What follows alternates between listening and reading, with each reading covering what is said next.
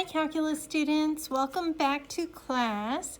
We are beginning a new unit today on derivatives, and today's lesson is titled Introduction to Derivatives. So we are going to begin with a word problem. It's called the Spaceship Problem, and it reads, a spaceship approaches a far-off planet. At time x minutes after its retro rockets fire, its distance, f of x, in thousands of kilometers from the surface of the planet is given by f of x equals x squared minus 8x plus 18. So part A says to describe this graph. The graph is pictured over here at the right. So you might say, well, this is a parabola. You could be more descriptive, like it's opening upward, it has a vertex at 4, 2. Whatever you feel inclined to say as your description. Then part B says, describe the velocity of this spaceship. Well, if its distance is being measured in thousands of kilometers and time is being measured in minutes, then that means this x-axis is time in minutes, and the y-axis is the distance in 1,000 kilometers. So 1 on this y-axis is not actually 1, it's 1,000. So velocity is a measure of a rate of change. So it's like how many kilometers per minute is it traveling? And the way you do that is kilometers divided by minute, which is like your y over your x. Change in y over change in x is your slope. So you'll notice that the slope is negative to start, and it's approaching 0. It starts out steep, and then it flattens out. When it reaches the vertex, the slope looks like it would just be 0. And then the slope turns to positive, starts out at a smaller amount, and then it increases as it gets steeper and steeper and steeper. So what does this mean? Well, when it's steep, that means like it's traveling quickly. For example, like if your rate of change is 70 miles per hour, that's going to be a steeper slope on the graph than a slope of 5 miles an hour, which would be close to 0. Okay, so it looks like the velocity, it slows down. It stops at 4 minutes. That's when the slope appears to be 0. And then it increases in speed. So the negative versus the positive is just talking about the direction. As this is how the distance it is in thousands of kilometers from the planet. So it starts further away, it approaches it, it gets as close as 2,000 kilometers away, and then it goes further away. So it talks about the direction, whether we're on the approach to the planet or we are getting away from the planet. Okay, next we're going to talk about a little algebra problem. It says find the average rate of change from 5 to 5.1 minutes. So the average rate of change formula is one you're going to need to know for calculus, and it is actually the same as the slope formula that you learned in Algebra 1, which is why this is an algebra problem. M is the variable we often use for slope, like y equals mx plus b.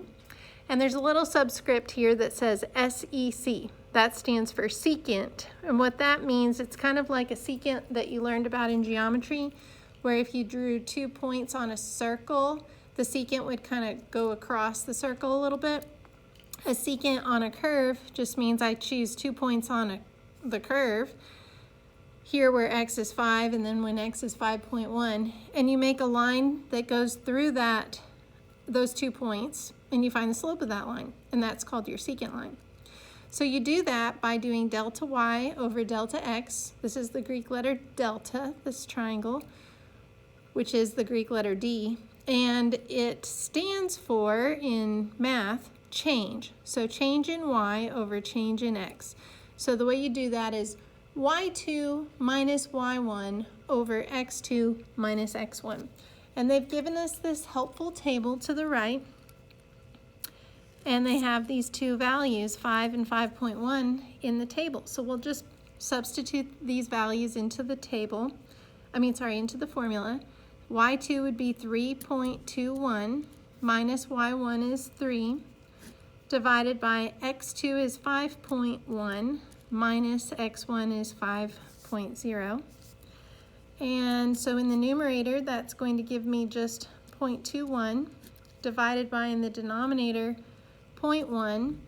And let's see, if we multiplied the numerator and the denominator times 10 over 10 here, the numerator times 10 would give me 2.1, and the denominator of 0.1 would move the decimal 1 to the right, which would just give me 1.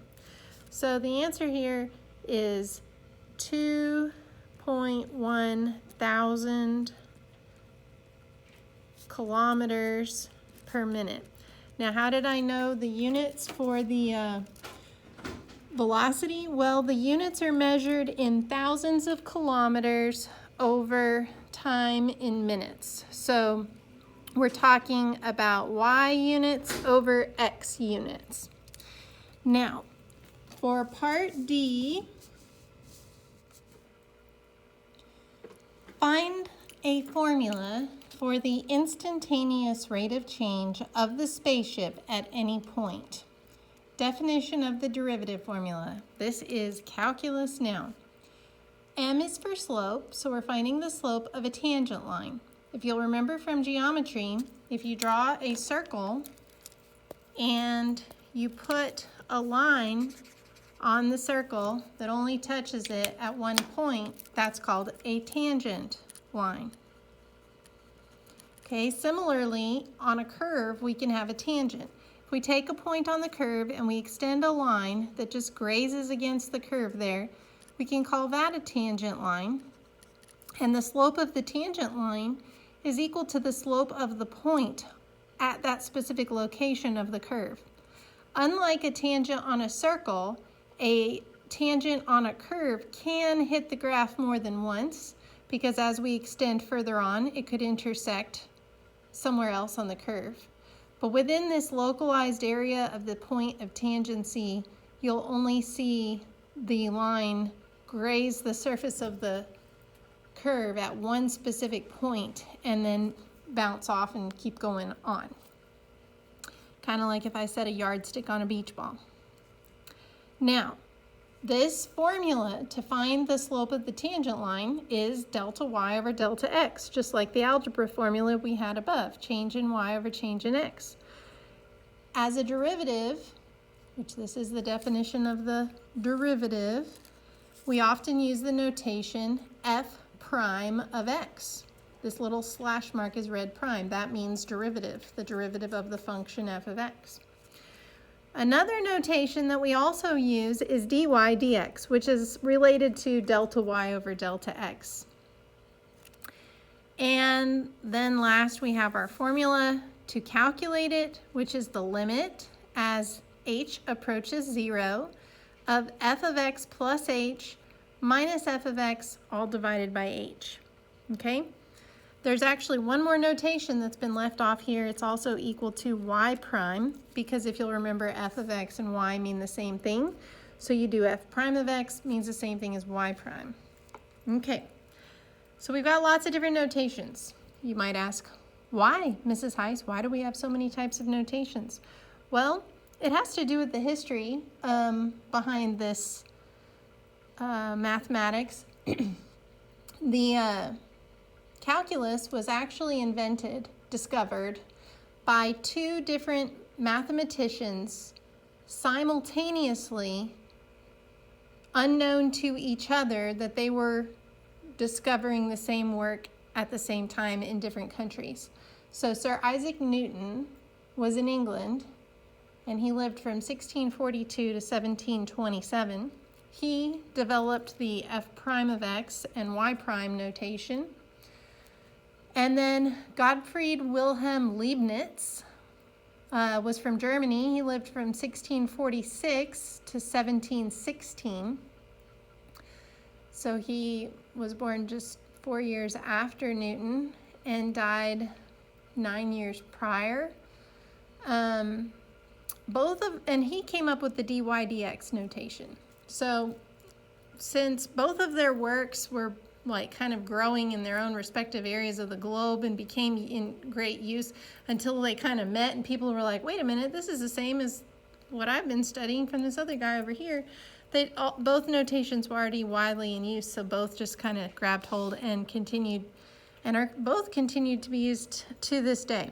I would say that in different problems throughout the year, you'll find different advantages to different notations, but we'll use both, and you need to know both for the AP exam.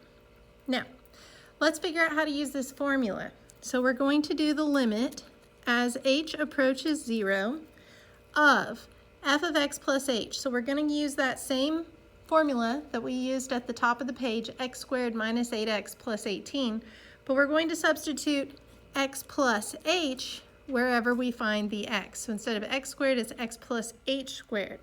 And instead of minus 8x, it's minus 8 times the quantity x plus h. And then we have our plus 18. So this is what we get when we plug in x plus h for the x's in the original function. Minus, parentheses, the f of x function, x squared minus 8x plus 18, all divided by h. So the first thing we need to do is multiply. X plus h gets multiplied by x plus h a lot in these problems. You have to do that using FOIL, first, outer, inner, last, because x plus h times x plus h is where you do first, outer, inner, and then last. So we're going to have to multiply all that out. I would recommend kind of committing that to memory because it's a common step in these problems. You'll see it again and again. Now I'm going to distribute my negative 8x, my negative 8 to my x, and my negative 8 to my h. Watch your signs because that negative goes to both terms, plus 18. And then we're going to distribute this negative to all three terms, minus x squared plus 8x minus 18. And all of this will be over h. So now I'm going to go ahead and FOIL this out like we talked about, which normally I would do all this in one step, but I just wanted to make sure to remind you about that, multiplying a binomial by another binomial, how we do that. So x times x is x squared. The outer is x times h. The inner is also x times h. So when you add those together, you get 2xh's.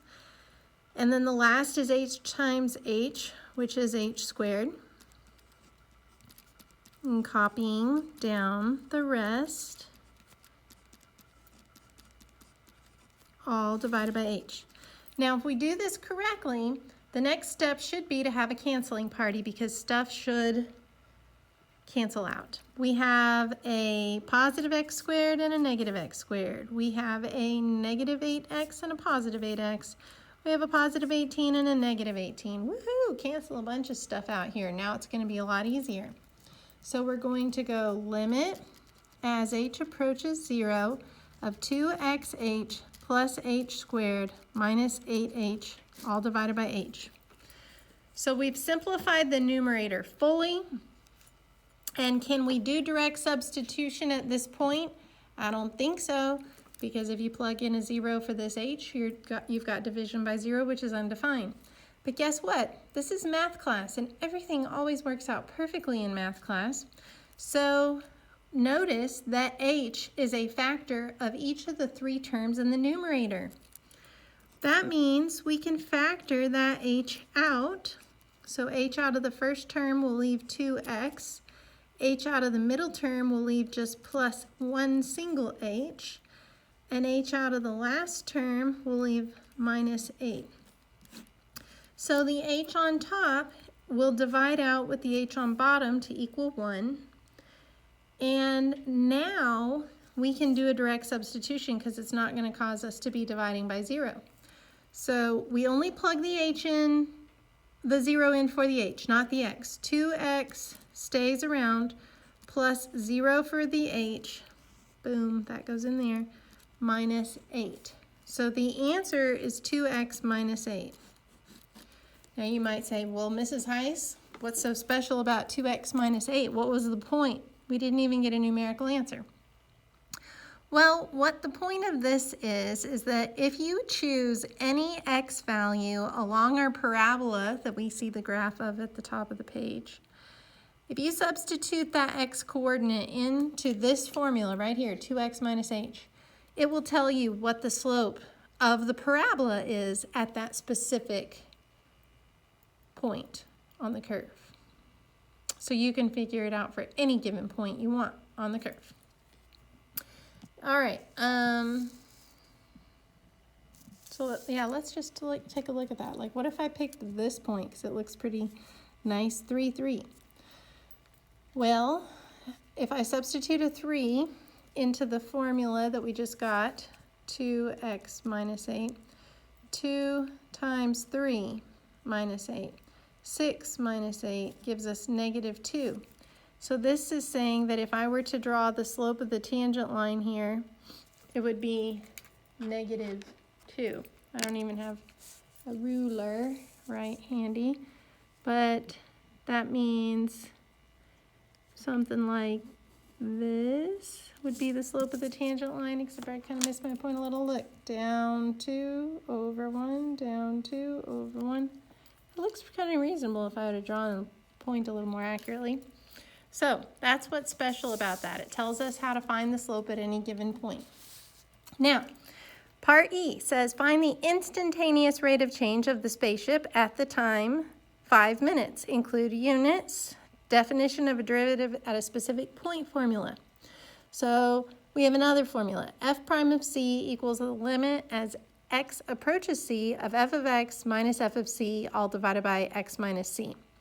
So this formula will give you an algebraic expression for the derivative at any given x value. This formula will only give you the derivative at a specific given x value. So they're saying 5 minutes here. You have to choose 5. That's the only place it's going to come out with from this formula. You might say, well, why would we want that? Why wouldn't we always want the one that would give us any point value? Well, there are many instances where it just so happens that this one is going to be quicker and easier. And there's also going to be problems on the AP exam where it says which of the following formulas could be used to calculate, and they're actually testing you to see if you know how to apply a specific formula and not actually just give the answer, but they're directing you toward a specific method. So we'll learn that one now. So we've got 5 is our c. Okay, c is the constant we're plugging in. So f prime of 5 is equal to the limit as x approaches, again, c is 5. And in the numerator, f of x goes first, so that's our parabola, x squared minus 8x plus 18 minus f of c, which means I'm going to substitute the 5 in for each of the x's in my function, 5 squared minus 8 times 5 plus 18. And then all divided by x minus c, which is 5. Can we do a direct substitution with our 5? No, that would cause the denominator to equal 0. So guess what? I'm kind of thinking after we simplify the numerator, x minus 5 is going to be a factor of the numerator. What do you think? You think that might be possible? It's kind of like alluding, foreshadowing to the future in math. Okay, so the limit as x approaches 5 of x squared minus 8x plus 18 minus 25 subtract 40 plus 18. So do they expect you to do this without a calculator on the AP exam? Yes, they do. Arithmetic. Okay. Should we work inside the parentheses first? 25 minus 40 plus 18. negative 15 and 18 makes 3. Okay, so this is 3. 18 subtract 3 will be 15 for my constant. X squared minus 8x plus 15, all divided by x minus 5. Well, 5 is a factor of 15, so this is looking promising. Double parentheses, factor this out, x and x. 5 times 3 gives me 15, and 5 plus 3 gives me 8. If I want my middle term to be negative, both of these should be negative. And x minus 5 on the bottom. So these divide out. I'm now ready to do my direct substitution to sub in my 5 for my x. 5 minus 3 equals 2. So what is this saying? If I look at my graph, I go to the place where x is 5, the slope is positive 2. Rise 2, run 1, down 2, run 1. That's saying it's kind of, whoa, like the opposite sign of the one we just did. My crickety line that I did freehand, sorry for that. Okay, I believe that looks accurate. Now, what if we had used this formula that we got and subbed in a 5? 2 times 5 is 10, subtract 8 also gives you 2. So, multiple ways to get the same answer. It's important to know multiple ways to get the same answer. All right, next, we're going to do some more algebra. Write the equation of the tangent line that has a slope equal to the one that you calculated in part E and passes through the point where x equals 5.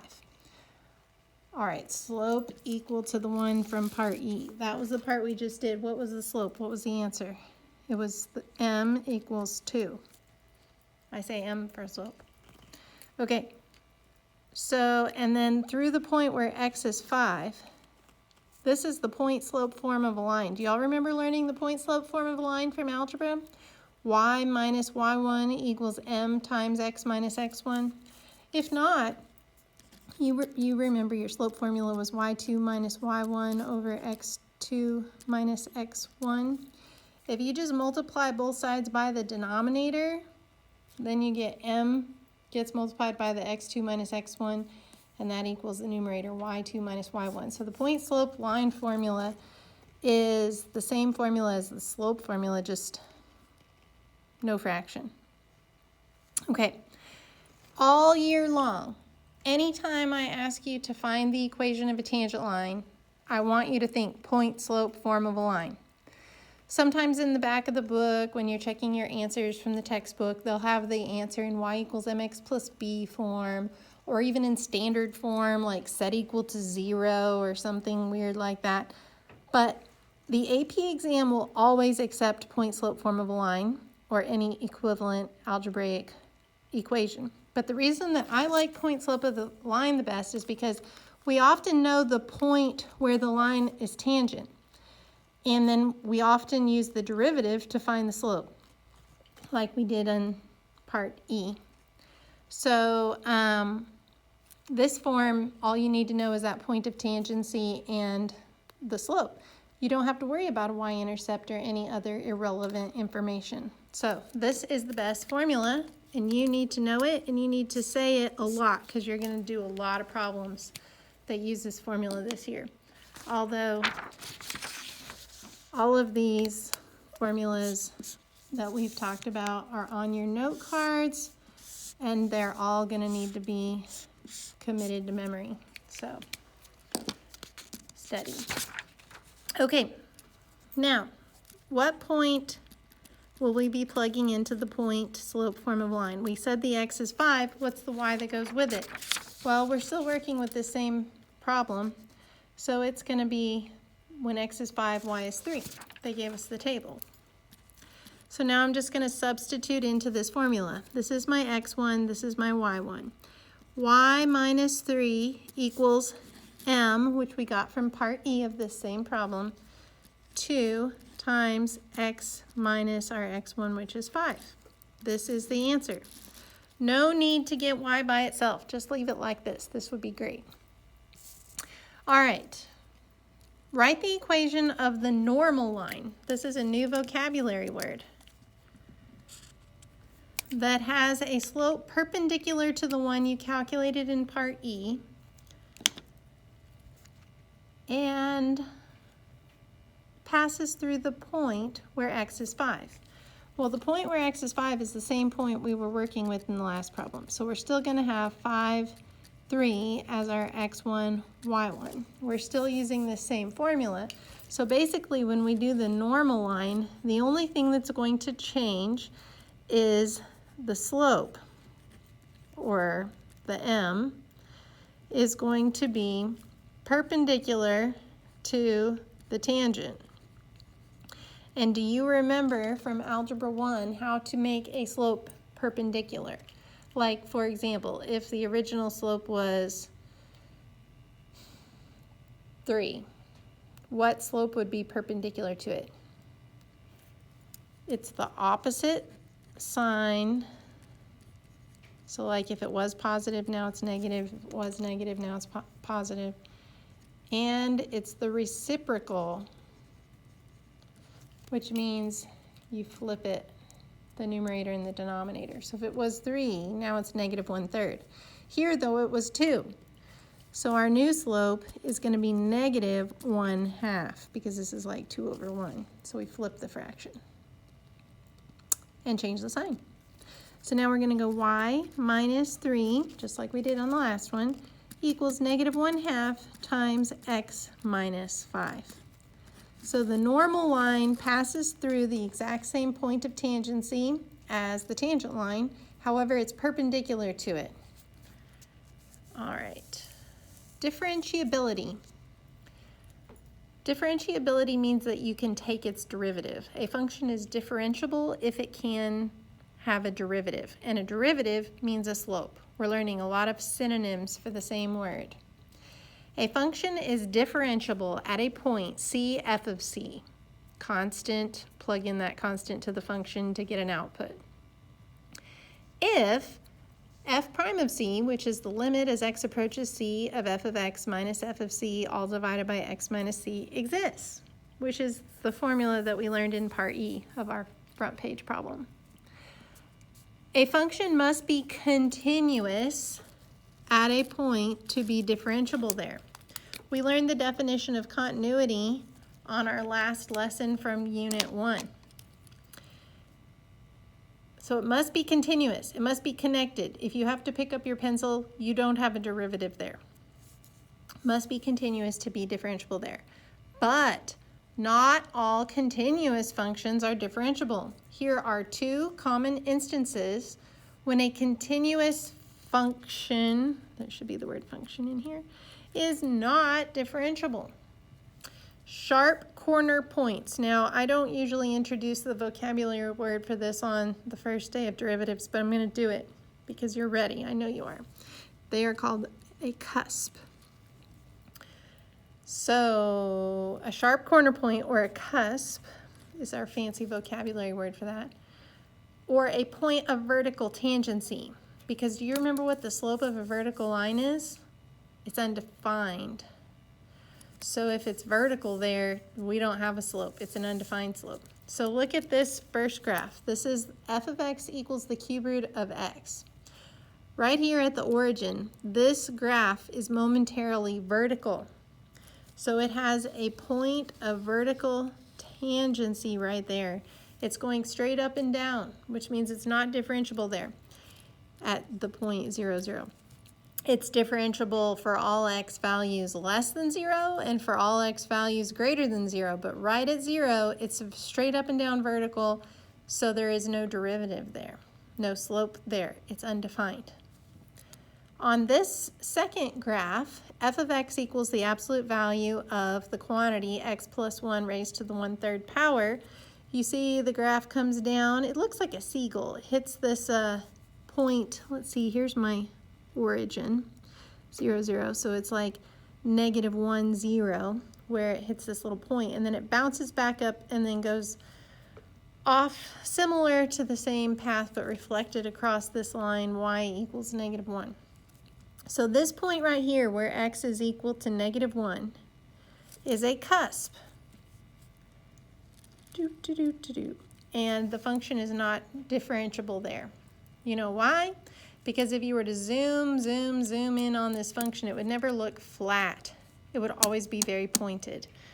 And so that is not going to have a slope there, because it's like, is it going this way? Is it going this way? It's got to start to flatten out. And they call it local linearity. In a localized area of the graph, it starts to look linear. It's not going to do that there, no matter how far you zoom in on it. Okay, take a look at this graph. Y, or f of x, equals 1 divided by x minus 2, the quantity x minus 2. This one is not differentiable when x is equal to 2, because there's a vertical asymptote at x equals 2. So it's not continuous there. If it's not continuous, it's not differentiable. And then on this last one, there is a piecewise function, and there are two places where the graph is disconnected, not continuous.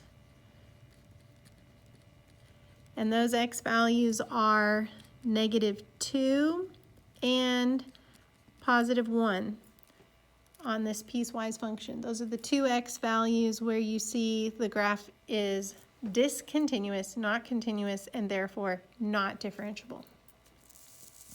Okay, next we're going to talk about the absolute value parent function. Take a look at it. It's graphed right here. You've seen this guy before. Is the absolute value parent function differentiable on its entire domain? What do you think? This looks like a line. I can find the slope of a line. Looks like -1. Over here, I can find the slope of this line. Looks like +1. Is it differentiable on its entire domain? No. Where is it not differentiable? Not at x equals 0. Why is it not differentiable at x equals 0? Because it has a cusp, a sharp corner point, not a smooth curve. You can't take the derivative at x equals 0. B says, conjecture an algebraic formula for the derivative of the absolute value parent function. That should end in a period, not a question mark. Okay. I recommend that you pause the video and give yourself a chance to see if you can figure it out. It's fine if you don't. I'm going to tell you the answer, and it's not really something you're expected to already be able to do, but it's just a good problem-solving thing. See if you could come up with a formula for the derivative. So pause the video. I'm going to assume that you paused the video and you either came up with a formula or you gave up, which is fine, because I told you you may not get it, and that's all right. So, a derivative for this. Well, one way that you could say is y prime, which means the derivative, is equal to, and we could write a piecewise function. It equals -1 when x is less than 0, and it equals +1 when x is greater than 0. So that would work, leaving out 0 from the domain because we can't differentiate it there. There's another way that you could write an algebraic formula for the derivative of this function, and that is y prime equals the absolute value of x divided by x. Because when x and y are positive, when x is positive, the absolute value of x is positive divided by that same positive number gives you 1. So to the right of the origin, you always get 1, which is the slope over there. When you throw a negative number in for x, take its absolute value on top but not on the bottom, you're dividing the positive value by its opposite, the negative of that same number. That's going to give you -1. And if you substitute 0 in, you're dividing by 0. 0 divided by 0 is not 1. 0 divided by 0 is undefined. Division by 0 is always undefined. Okay. Next, we're going to learn how to do derivatives in the graphing calculator using two different methods. Now, if you have a TI-84 plus graphing calculator at home, that's what you want to use. And if you don't have one of those graphing calculators, I strongly recommend that you purchase one for yourself, especially if you're going to be doing any more math in your life, because it can be used on the AP exam, it can be used on your SATs, your ACTs. It's a perfectly good calculator to carry you all the way through any math that you work with in college. So it's a good calculator to have. But if you don't have one, and you can't get one or you don't want to get one, then perhaps you have a cell phone. If you have a cell phone, you can use the iPhone app called Calculate 84. It's free, and it does everything that the TI-84 Plus graphing calculator does on your cell phone. If you have an Android cell phone, you could get the Android app called Wabbit. It sounds like rabbit, but with a W, like the bunny rabbit, but Wabbit Emu. It's also free, and it also works just like the TI-84 Plus graphing calculator. And we also have a Chromebook app, Georgetown ISD Chromebook. If you go to the dashboard, you will see the that was supposed to be an I. We'll pretend like it is. Dash 84 plus CE app. Okay, so those are 4 different tools that I know that you can use to do what I'm about to show you. Okay, so method 1, which is my preferred method, it's on the home screen of your calculator. You're going to, first of all, we need a problem we're going to work out. Y equals x cubed minus 4x plus 24 at x equals 3. Okay, so I'm going to go on my home screen, and I'm going to hit alpha, which is just under the second button, and then window, which opens up this menu right here. So let me write that down for you. Alpha, window. Okay. Then, do you see option 3 says n deriv? Does deriv sound kind of like derivative? Okay, so we're going to press number 3 to choose that option. And it pulls this thing up on our screen like this. D over dx, and x goes in that box, d dx. It's like dy dx, except for we don't have a y equals, so it's just doing this for an algebraic expression. Then we're going to enter that algebraic expression, which is whatever comes after the y equals in the function. So y does have to be by itself to use this. X cubed minus 4x plus 24. X cubed minus 4x plus 24. And then we're going to go over there such that x equals 3 and press enter. And it gives us 23.000001. Okay. A couple things I want to mention about this answer.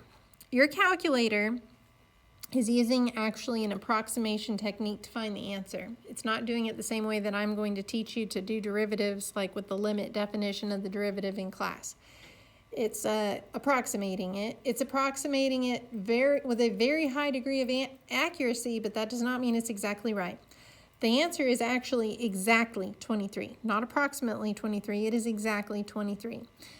And what you need to know about decimal answers in this class throughout the whole school year and on the AP exam is anytime you have an answer that's a decimal, you will always round to 3 numbers after the decimal. You'll have 3 numbers, and that's it. So if it's 0.000, that's 23.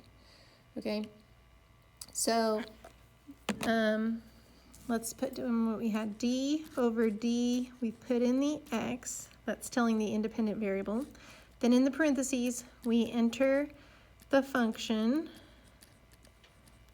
and then it's going to have this bar, which is read such that x is equal to, and you have to have a number to plug in for x to do this in your calculator. It won't find the derivative for any given value of x. It'll only find it at a specific value of x, and our specific value is 3.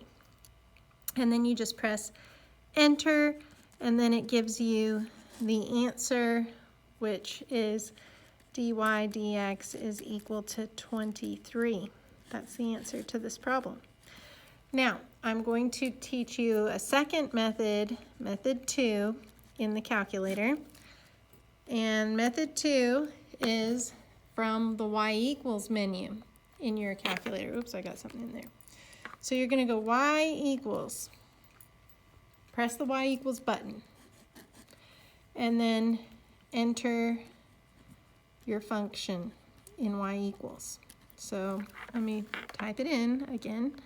X to the third minus 4x plus 24. So it's in the calculator. Now I'm going to press graph to look at the graph of this function. It's a cubic. All right, so we don't see a whole lot of it, do we? It almost looks linear from our picture. So let me show you. You're going to press second, which is up under the y equals, and then you're going to press calc, which is under the trace button. See how above the trace button it says calculate? Well, calc stands for calculate. So it's second in the trace button, which is for the calculate menu. So you press the trace button, but that takes you into the calculate menu. And then you're going to choose number 6, which is dy dx. So press 6. And then you're not even prompted to do this, y'all. You have to remember this, but you're going to just type in the number we're trying to find the derivative at, which is 3. And then x equals 3 will appear at the bottom of the screen.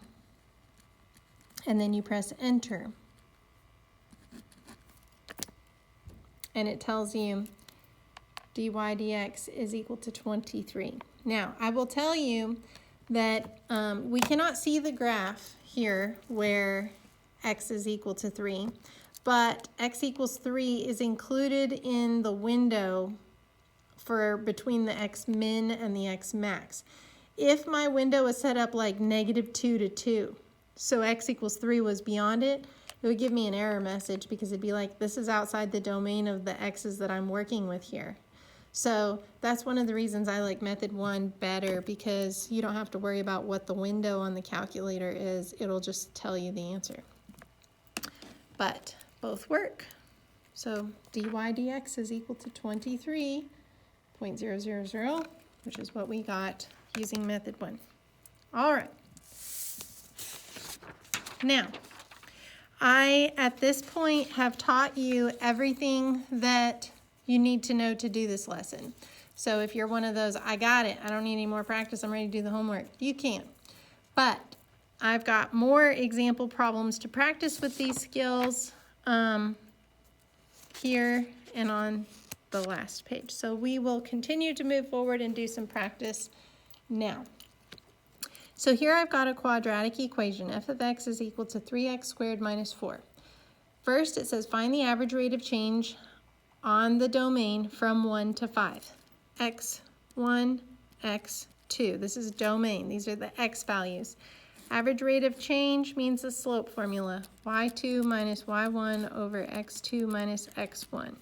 So the way you work this out is you're going to substitute the y2 in, but we don't know y2 because we have to substitute 5 in to this function.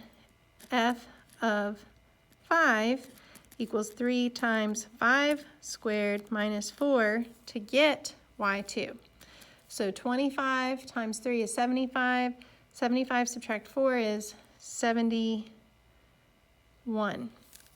So 71 minus, to get y1, we're going to go f of 1, 3 times 1 squared minus 4. So 3 minus 4 is negative 1. So 71 minus negative 1 divided by 5, x2 minus 1. So 72 divided by 4 is 18. There's your average rate of change.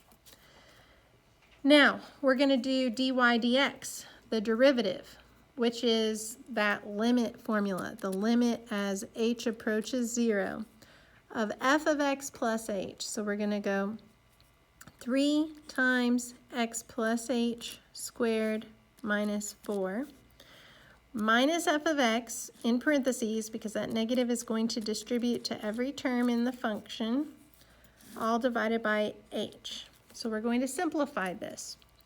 The limit as h approaches 0 of 3 times, maybe you remember how to multiply x plus h times x plus h, x squared plus 2xh plus h squared minus 4 minus 3x squared plus 4. And now we're going to distribute the 3. So and all of this is over h still. The limit as h approaches 0 of 3x squared plus 6xh plus 3h squared minus 4 minus 3x squared plus 4, all divided by h. Now we get to have our fun canceling party. 3x squared minus 3x squared, 4, negative 4. We can't do direct substitution yet because we'd have a 0 in the denominator, but guess what? Every term that's left in the numerator has an h in it, so we will factor that guy out. 6x plus 3h is what would be left after we take that h out. All divided by what? H. Now my h's divide out, and now I'm ready to do a direct substitution. 6x plus 3 times 0. Remember that 0 only goes where the h is. So the answer is 6x. Notice the answer to a derivative is an algebraic expression, not necessarily a number. Now if I do f prime of 3, I can just substitute 3 into the answer here. So f prime of 3 equals 6 times 3, which is 18. And now we're going to find the line tangent to the graph at x equals 3. Remember I told you all year long, whenever you hear the word tangent, you're going to go, I need the point slope formula. Y minus y1 equals m times x minus x1. So we need a point, and we need a slope. Well, the point is going to have an x value of 3, but what's the y value going to be? We don't know. We're going to have to work it out. F of 3 is 3 times 3 squared minus 4. So that's 9 times 3 is 27. Subtract 4 is 23. So 323. Now what is the slope when x is 3? That's what we just did on the last problem. Remember, this means slope, but this is slope at any x value. This is slope at a specific x value. It's 18. This problem kind of helps build on itself if you haven't noticed. Y minus the y1 is 23 equals 18. The slope is 18, m is slope, times x minus x1, which is 3. There's the answer. All right. Number 5 is to find the derivative of a problem with a square root function in it. This is going to involve the conjugates method from last unit. So we're going to do the limit as h approaches 0 of f of x plus h. So that means the square root of 2 times x plus h plus 1 minus this,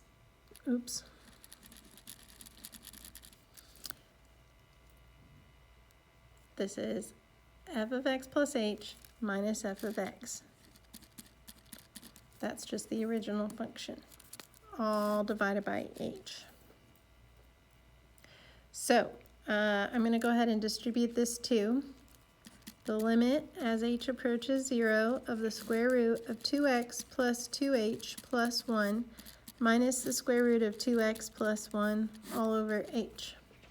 Now, how do I work out this limit problem? I cannot just substitute in a 0.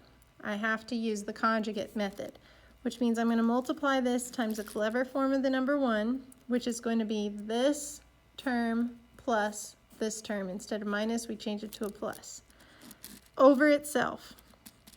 Oh, and I wrote this as an x instead of an h. See, if I was there with you, you would have told me that, and you would have been like, Mrs. Heiss, you made a mistake. And I'd have been like, thank you, I'm so glad you told me, but I did notice, thank goodness.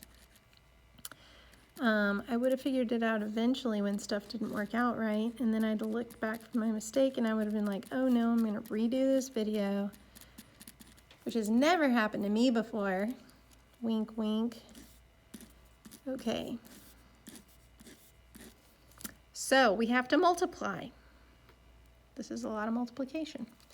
So we're doing a binomial times a binomial. So we do first term times first term, foiling. So when you multiply a square root times the same thing under the square root, it's like squaring a square root, so it just comes out of the square root. So it's going to be 2x plus 2h plus 1. Outer terms and inner terms cancel when you do the conjugate method every single time, just like in the last unit. And then the last term is negative times negative, which will be positive. And then again, the same thing under the square root times the same thing under the square root is like squaring a square root. So it's just going to be 2x plus 1.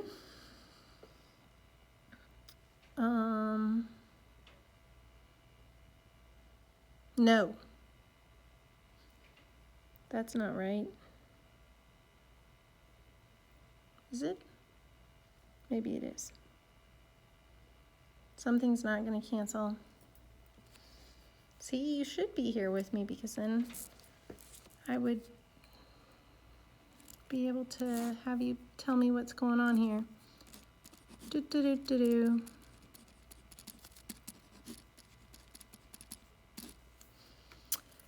2x plus 2h plus 1 times itself. Oh, the conjugate is the plus. See, you would have told me that. So the second term is not negative times negative, it's negative times positive. So this is a minus 2x and a minus 1. So the 2x minus 2x goes away, the 1 minus 1 goes away. See, if you don't get to have a canceling party, you can check your map. Something's wrong. We always have canceling parties. Now we're going to go limit as h is approaching 0 of 2h is the only lonely term left in the numerator over h times, this should have a plus in it, just like the other one did, square root of 2x plus 2h plus 1 plus the square root of 2x plus 1. And now the h's divide out. And now we are ready to go ahead and substitute the 0 in for that h because it's not going to cause division by 0 anymore. So we'll have 2 over the square root of 2x plus 2 times 0 plus 1 plus the square root of 2x plus 1. 2 times 0 is 0. So this is 2 over the square root of 2x plus 1 plus the square root of 2x plus 1. And this is the same as this, so I could just call it 2 square roots of 2x plus 1. And then I have a 2 on the top and the bottom, which would divide out. So I have 1 over the square root of 2x plus 1. No need to rationalize the denominator. Alrighty, that was an exciting adventure. Now we're going on to do a cubic problem. Whoa, big time. By the way, if you were here in class with me today, I would divide these problems up amongst groups and have students work together on them, because we would not get through all of them individually in a lecture format in class, but that's okay. If f of x is equal to x cubed minus 4x squared plus x plus 8, A, find the instantaneous rate of change at x equals 1. We'll worry about B after that. So instantaneous rate of change at x equals 1 means we can use that f prime of the number 1 formula, which was a limit, but it's not the limit as h approaches 0, it's the limit as x approaches 1 of f of x, which is x cubed minus 4x squared plus x plus 8, minus f of 1. So we plug 1s in for those x's. Aren't we glad it's a 1? All divided by x minus c, which is 1. This is coming from this formula from the first page of our notes today. Okay, so we're going to go f prime of 1 is equal to the limit as x approaches 1 of, let's do some arithmetic, ladies and gentlemen. All right, 1 minus 4 is negative 3, plus 1 is negative 2, plus 8 is 6. 8 minus the whole parentheses is 6 gives me 2. Okay. Now, can we do a direct substitution, plug a 1 in for x? No, we divide by 0. Do we think that x minus 1 might be a factor of the numerator? Yes, because everything works out perfectly in math class. So if it is a factor, what's the other one that goes along with it? We don't know. Let's go to one of those tools we learned in our mathematical history, synthetic division. Yay, synthetic division, we love it. It keeps coming back. Okay, so we're gonna draw this little box thing, and if you draw it differently from me, that's fine. There are people who do it in little different visual methods and use whatever way you learned. I'm gonna do it the way I learned it. Coefficients of the numerator go up here inside the box at the top.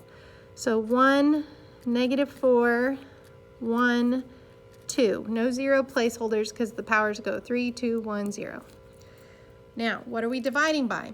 Whatever we would get if we take this factor that we think is going to divide out, set it equal to 0 and solve for x. So x minus 1 equals 0, add 1, then that means we're dividing by 1. Now we bring down the first number, multiply diagonally, add vertically. Multiply diagonally, add vertically. Multiply diagonally, add vertically. The last number should be 0 if it comes out perfectly with no remainder, and it is. So that means f prime of 1 equals the limit as x approaches 1 of x minus 1 times, let's see, this is constant, linear, quadratic, so 1x squared minus 3x minus 2, all divided by x minus 1.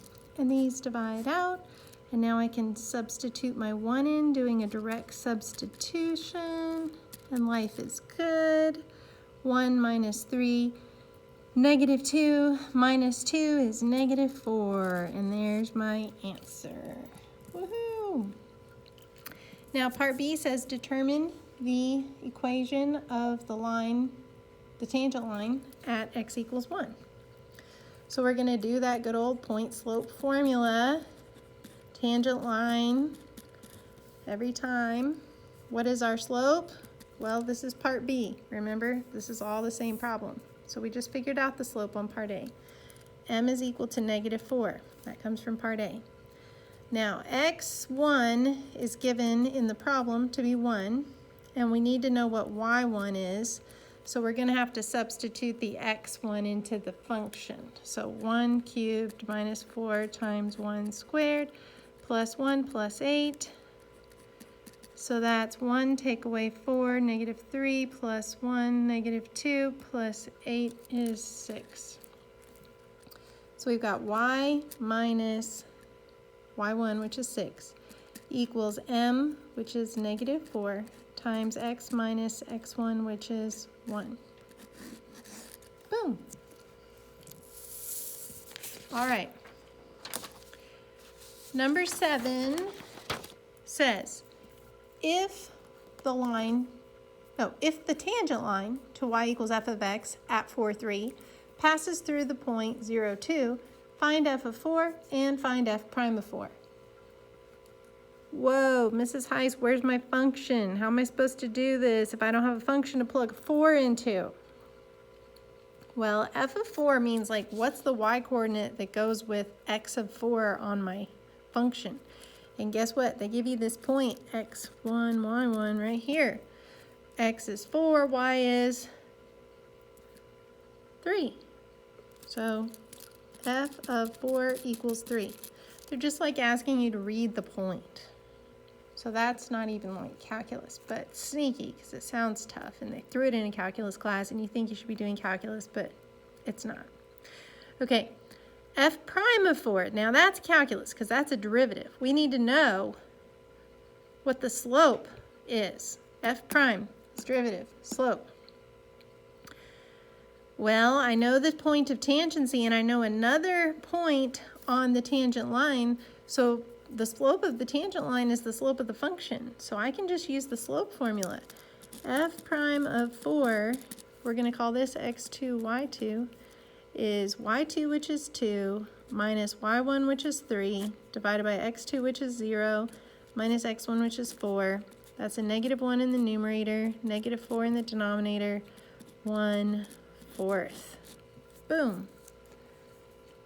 So that was like algebra problem, but when you read it, it reads much harder than an algebra problem. That's half the battle, is figuring out what the question's asking you, isn't it? And then doing the arithmetic right. Ugh. Okay. Number 8. Use the table to answer the questions that follow. T is time in seconds. V of t is velocity in feet per second. And we have 0, 10, 20, 30, 40, 50, 60, 70, 80. And then these numbers increase the whole time. What is the average rate of change between 10 seconds and 60 seconds? Average rate of change in calculus means slope. Remember rate of change from algebra? So between 10 seconds and 60 seconds. So that means we're just going to do the slope formula. y2 is 44 minus y1 is 14 over 60 minus 10. So that's 30 over 60 minus 10 is 50. Which is 3/5. And the units would be, numerator was subtracting feet per second, and denominator was subtracting seconds. Okay, so that means feet over seconds. This is like seconds over 1. So when you take a fraction and you divide it by another fraction, you multiply by the reciprocal of that fraction, and that gives you feet on top and seconds squared on the bottom. So that's the units that go with the 3/5. Okay, find one approximation of v prime of 40 and describe the meaning of your answer. So if it's an approximation of a derivative, that means you're going to use your slope formula. And there's more than one correct answer. Notice it says one approximation, so they would take more than one as a possible answer. So if you're looking at 40 in the table, I've heard some students say, I'm going to choose 30 and 50, so I'll be on either side of it.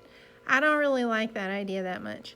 I would choose this point as one of the 2 points in my slope formula, and then one of the adjacent points, either the 30 and the 40 or the 40 and the 50. And either one is good, and I would count either of them correct. So just work your slope formula out for that problem, choosing either of those 2 points. I'm not going to do both of them. And describe the meaning of your answer? Well, it's just like A. It's the average rate of change of the velocity over time, also known as acceleration if you've taken physics, but it's fine if you haven't, because we're going to talk more about that in the months to come. Okay, number 9. Find f prime of 2 given that f of x is equal to x squared plus 2x. I'm going to show you how to set this up, but I'm not going to take you all the way through it because we're running out of time. So, this is going to be that formula from the first page of your notes, the bottom right corner. F of x minus f of c, which is 2. So 2 squared plus 2 times 2, all divided by x minus 2. Oh wait, the limit as x approaches 2. Sorry, I forgot to write that very important piece on there. So you do the arithmetic. You're going to have a factorable quadratic in the numerator. One of the factors is x minus 2. You divide that out, and then you do a direct substitution. And if you do it all correctly, you should get 6, so you can check your answer. Now, find f prime of x, given that f of x is equal to x squared plus 2x. For this one, you're going to do the limit as h approaches 0 of f of x plus h, so x plus h squared plus 2 times x plus h minus the function x squared plus 2x. Don't forget to distribute the negative, all divided by h. And I'll give you the answer to this one. 2x plus 2 is what you should get if you do it all correctly. Then part C says determine the equation of the tangent line. Same problem. So y minus y1 equals m times x minus x1. And you know that your x value is 2, so you plug that into the function to get the y1. And the m value that is going to be from part A, which I already told you the answer is 6. So you'll substitute x1, y1, and m into this formula, and then you'll have your tangent line equation. Now, determine the equation of the normal line. It's going to look exactly the same as this, with only the slope changed. So the slope of that one is 6, so it's going to be the opposite reciprocal. So it's going to be negative instead of positive, and instead of 6, it's 1/6. And then you're going to go y minus y1 equals negative 1/6 times x minus, we already know x1 is 2. I'm going to let you figure y1 out. All right, that takes us to the end of the page. The derivative tells us the slope, also known as the instantaneous rate of change of the tangent to the curve. Okay, that's the big idea for today. All right, you've got an assignment to work on, and I hope you have a wonderful day practicing on your derivatives. Guess what next time's lesson is? Shortcuts.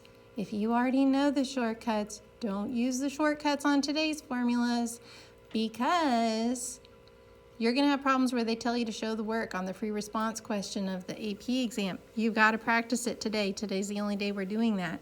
We'll do shortcuts next time, and we'll keep on doing shortcuts for the rest of the year. So look forward to that. Have a great day, and I'll talk to you soon. Bye.